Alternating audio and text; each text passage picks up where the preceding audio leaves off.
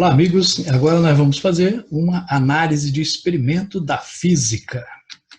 E para isso nós vamos observar alguns experimentos em vídeo, né? Será apresentado um vídeo com um experimento a você. E nessa atividade, nós vamos utilizar uma metodologia científica, tá?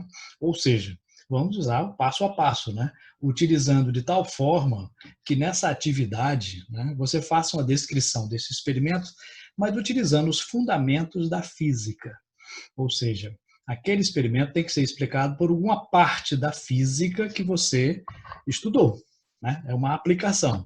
Então, observe bem o experimento, veja os detalhes que ele tem e utilize para isso a sua física para explicar. Só que depois do vídeo vem uma explicação como fazer isto formalmente, né? Como introduzir um procedimento científico e como registrá-lo para entregar ao seu professor, ok?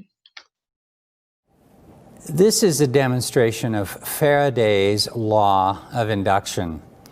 I hope you remember this demonstration because it's a very important one in the history of physics.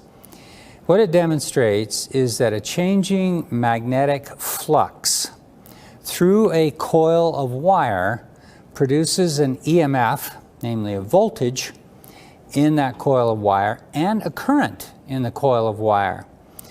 This is not something that people come across every day, but it's the basic principle behind generators, the alternator in your car, etc. So we can generate electricity by changing the magnetic flux, the amount of magnetic field that penetrates a coil. So what I have here are three separate coils of wire, one with very few windings, one with about double the number of windings, and one with approximately quadruple the original number of windings of wire in this coil. I also have and this is a galvanometer. It just measures the amount of current in the wire, in the coil. I also have a magnet, North Pole and South Pole. I'm going to be inserting the magnet into each of these three coils of wire, and we'll be watching the black needle here in order to demonstrate the presence of a current in these wire loops.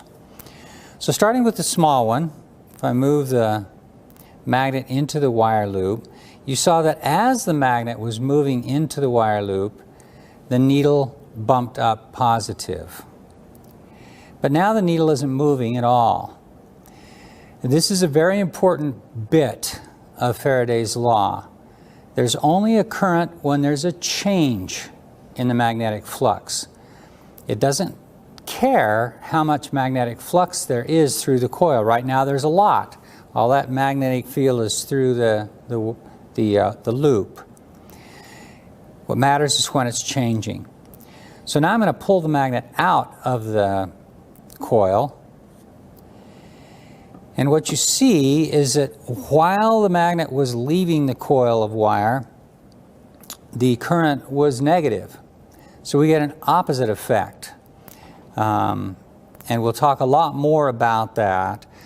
The effect is proportional to the number of windings in the loop of wire.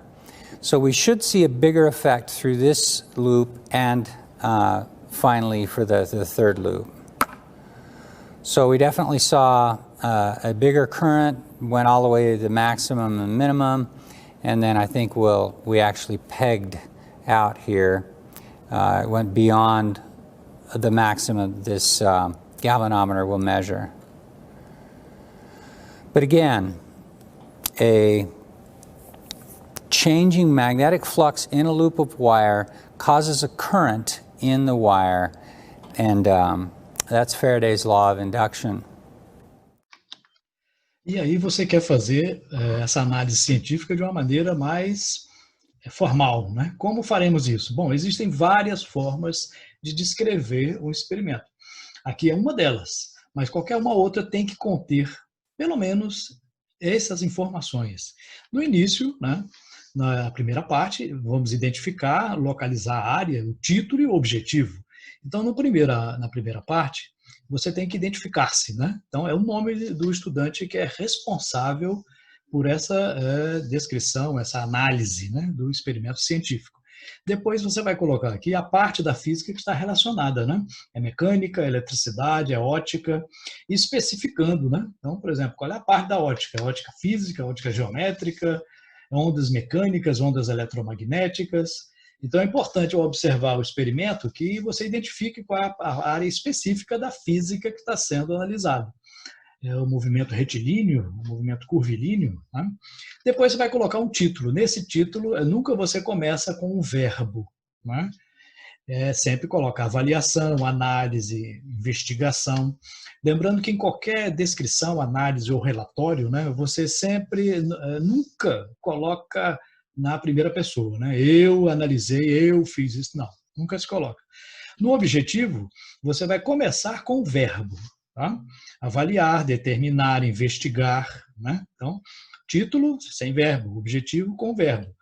Então, nunca usar a mesma raiz da palavra nos dois. Então, determinação, determinar. Avaliação, avaliar. Não, isso fica um som ruim para descrever. Né? Isso denota pobreza de linguagem, né? Que não se deve ter em um relatório científico. Né? Na segunda parte, nós iremos fazer uma representação esquemática e os materiais utilizados. Né? Na representação, né, você vai colocar aqui, ilustrar o que foi analisado em forma de esquemas ou desenhos. Né? Não precisa ser um desenho artístico, bonito, não, mas um desenho que possa se identificar o que é. Pode ser triângulos, quadrados, círculos, não tem problema. Pode ser figura geométrica, mas que identifique com um nome ou então com uma referência. Você vai visualizar o experimento indicando as partes principais deste experimento. Depois vai colocar os materiais que foram utilizados. Né? Foi utilizado uma régua para quê? Para isso foi utilizado. Então, a descrição tem que colocar os materiais e como eles foram utilizados ali naquele experimento. Okay? Na terceira, importante nessa parte, deve-se colocar os detalhes do experimento observado. Ou seja, né, tem que ficar sempre bem detalhado. É a parte mais detalhada de uma descrição ou de um relatório, né, de uma coisa que você está observando.